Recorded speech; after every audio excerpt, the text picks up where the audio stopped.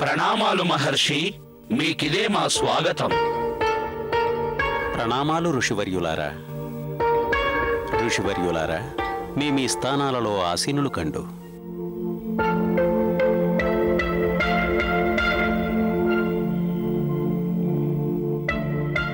ఋషివర్యులారా, శుక్రాచార్యుడు భైరవుని తరువాత ఇరువురు అసుర శక్తులను సృష్టించి వారిని అగ్నిదేవుడు కుబేరుని రూపమున మలచిన కథాగమనమును మీరు గత కథయందు విన్నారు.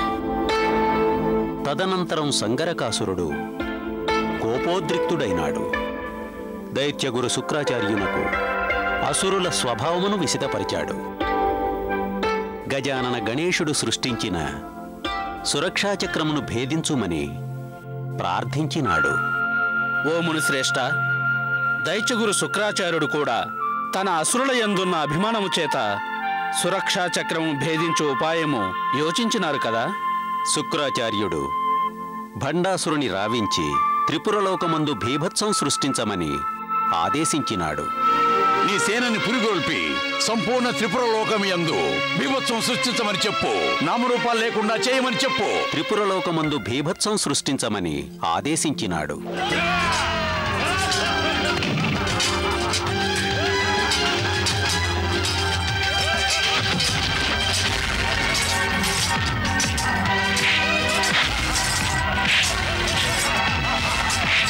అటు త్రిపుర సుందరీదేవి కూడా మాయావి మంత్రశక్తుల యందు పరిపూర్ణమైన ప్రజ్ఞ కలిగి ఉండెను. కనుక తాను కూడా తన భక్తుల కష్టములు నివారించుటకు తన మంత్రబలముతో 2 శక్తులైన అంబిక దండనాయకిలను ఉత్పన్నం చేసెను. అంబిక, దండనాయకి, ఈ క్షణమునే వెళ్ళి ఆ అసుర సైన్యంను సర్వనాశనం చేయండి.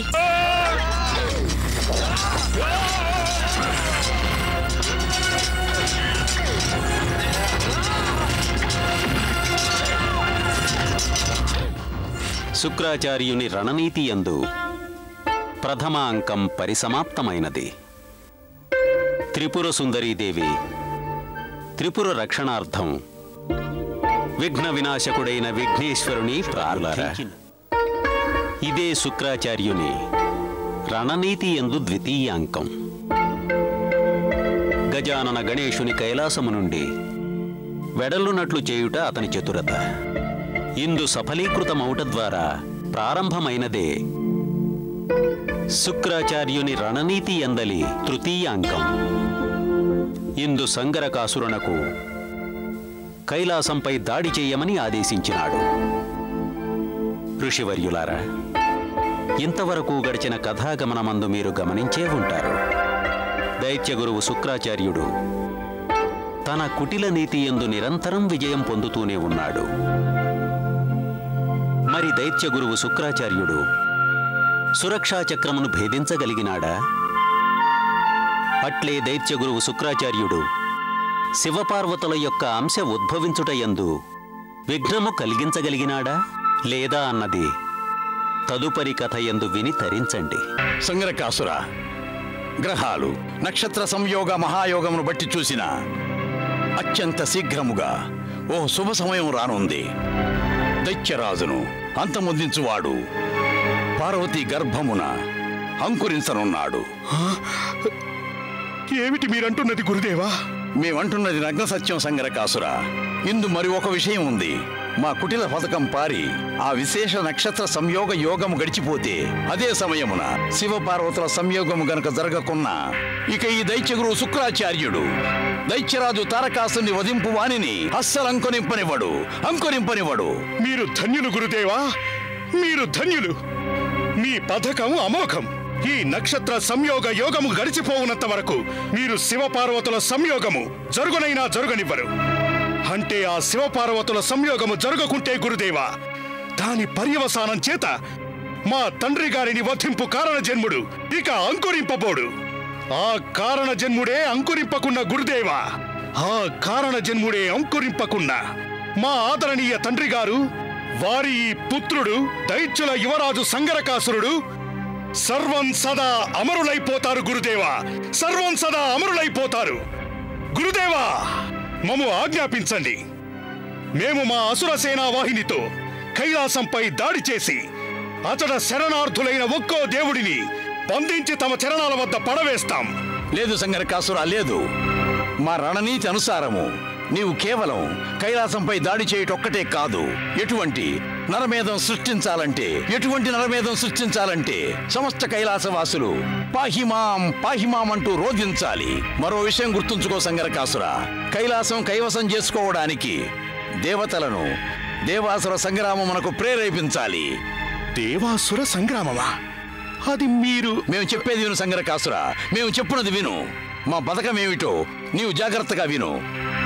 సంగరకాసుర, ఈ నక్షత్ర సంయోగ యోగమునకు ఇక సమయం కొంతే ఉన్నది. కనుక వెళ్ళు, కైలాసంపై విరుచుకుపడు.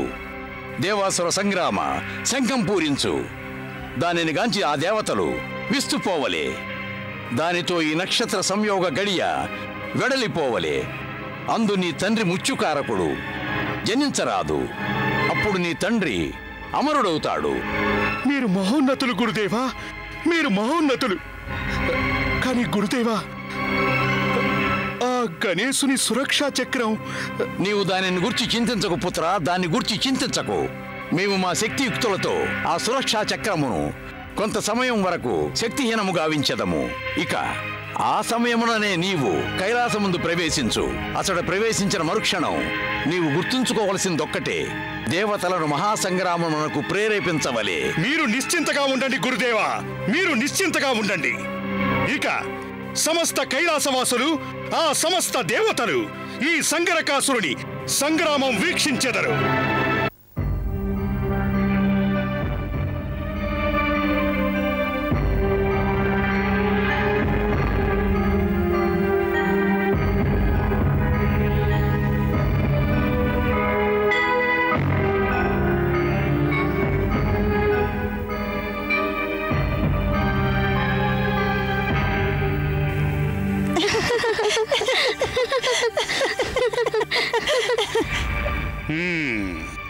వీర సైనికుల్లారా, ఇదే కైలాసము. మరి ఇదే ఆ మహాదేవుని నివాస స్థలము. మీరు చూశారుగా ఈ కైలాసమందు ఎంతటి ప్రశాంతత ఉన్నదో. కానీ మేము ఈ ప్రశాంతతను ప్రక్షాళన గావించదము. ఇక ఈ కైలాసమందు ప్రశాంతత కాదు, వినాశన తాండవం జరుగుతుంది. అటుపై ఈ కైలాసమందు జటాధారి శివుడు ఉండబోడు. ఇక ఆ దేవదేవేరులకు శివపార్వతుల అంశ ప్రాప్తించదు. ఈ కైలాసమందు దైత్య సామ్రాజ్య స్థాపన జరుగుతుంది. ఈ కైలాసవాసులకు మా తండ్రి గారు తారకాసురుడు అధినాయకుడు అవుతారు. రండి, కదలండి. సంగరకాసురా, నీవు అడుగు ముందుకు వేసి దుస్సాహసం చేసిన నీవు నీ సైనికులు సురక్షా చక్ర జ్వాలలందు భస్మమైపోవుదురు. ఇక్కడ నుండి వెళ్లిపో సంగరకాసుర, అన్యదా గౌరీనందన కోపావేశం ముందు నీవు రక్షించుకొనలేవు. దేవకన్యలారా, మీ గౌరీనందన గణేశుడు ఈ సంగరకాసురుడికి ఏ విఘ్నము కలిగించలేడు. అతను ఒక్కడే కాదు, అతను సృష్టించిన ఈ సురక్షా చక్రం కూడా. వద్దు సంగరకాసుర, పొరపాటును కూడా తప్పు చేయకు. అన్యదా గౌరీనందనుని చేతిలో మీ గౌరీనందన గణేశుని మా గురు శుక్రాచార్యులు తమ కుటిల తంత్రము చేత దూరము సాగనంపినారు. అతను కైలాసము తిరిగి రాలేనంత దూరము. ఇక ఈ సురక్షా చక్రము మా గురుదేవుని మంత్ర బలము చేత ఇప్పుడే శక్తి విహీనమైపోతుంది. గురుదేవా, గురుదేవా, ఈ సురక్షా చక్ర ప్రభావమును నశింపజేయండి గురుదేవా, నశింపజేయండి.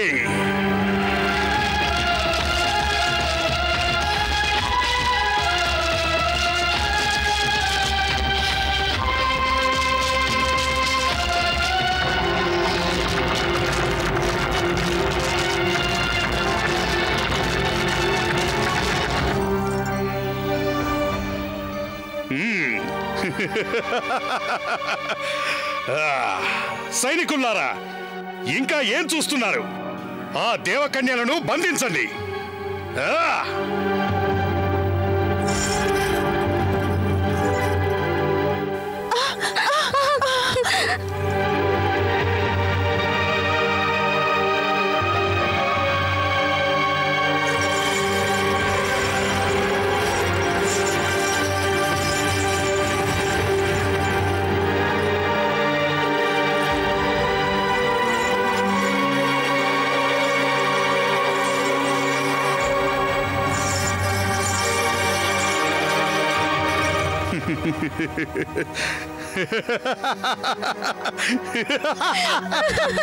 గౌరీనందన గజానన పాహి మాం పాహి గజానన విఘ్నవినాశక పాహి మాం పాహి గజానన గజానన గజానన గౌరీనందన గౌరీనందన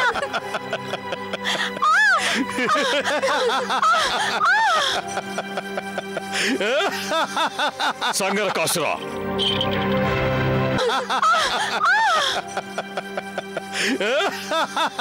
సంగరకాసుర, కైలాస పవిత్ర స్థలంపై ప్రవేశించి మా స్త్రీలపైన అగాయిత్యము మేమెంత మాత్రము సహింపజాలము. శివగణాలారా, మీరిచటకు వచ్చి మా సంగ్రామ సంబరాన్ని మరింత ఉత్తేజపరిచినారు. సంగరకాసురా, నీవు జీవించవలనని అనుకుంటే వెంటనే ఈ కైలాసం విడిచి వెళ్ళిపో. సైనికులారా, ఈ శివగణాల వాగ్ధాటికి ప్రతిగా అస్త్రదాడి జరపండి, దాడి చేయండి.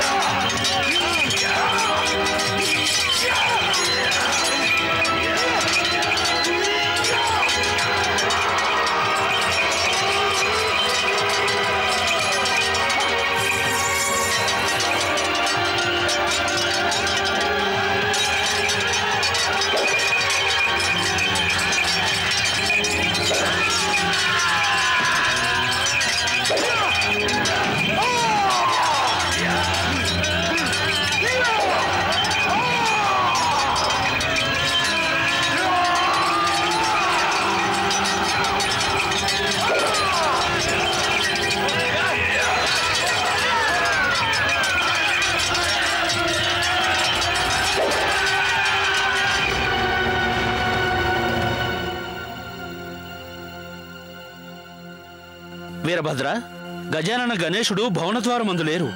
అవును, జయ విజయులు కూడా కానరావడం లేదు. వారిరువురు కూడా కైలాస ద్వారమందు ఉండవలను కదా.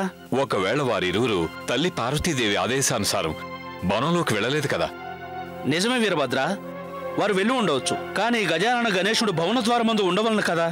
ఏదేని విపత్కర పరిస్థితి దాపరించిన గాని వారిటుల భవనద్వారం వీడి వెళ్లరు కదా. మా ఉద్దేశంలో ఏదేని విపత్కర పరిస్థితి నివారింపుటకే గజానన గణేశుడు భవనద్వారం వీడి వెళ్ళి ఉంటారు. అనిన ఎవరో సంకట స్థితిన గజానన గణేశుని శరణు కోరి ఉంటారు. వారిని సంరక్షించుటకు గజాననుడు వెళ్ళి ఉంటారు. వారెవరై ఉంటారు? వారెవరైనా కావచ్చు వీరభద్ర. మా మనసు ఎందుకో కీడు శంకించుచున్నది. ఇప్పుడు మనం ఇరువురు ఏం చేయగలం? మహాముని, మనం భవనంలోకి వెళ్లి విచారింతుము. మన ఇరువురి మనస్సందు శంకించుచున్న కీడు తొలగిపోగలదేమో. నిస్సందేహంగా వీరభద్ర. కాని ఇప్పుడు భవన ద్వారం ముందు కావలి ఎవరూ లేరు. కనుక మన ఇరువురము కైలాస భవన సంరక్షణార్థము మన గజాననుడు వచ్చు వరకు భవన ద్వారముందే కావలి ఉండి శివపార్వతుల విశ్రాంతికి భంగం వాటిల్లుకుండునట్లా ప్రవర్తించవలే. మహాముని, మీరు గనక ఆదేశిస్తే అసలేం జరిగిందో తెలుసుకుని వెనువెంటనే మీ ముందుంచెదను.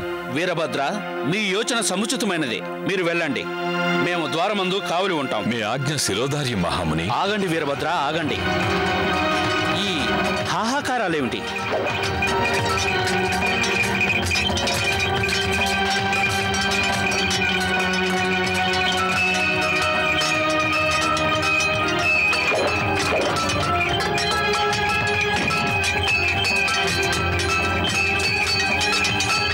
మహాముని, ఇవి అసురుల ఆర్తనాదములే.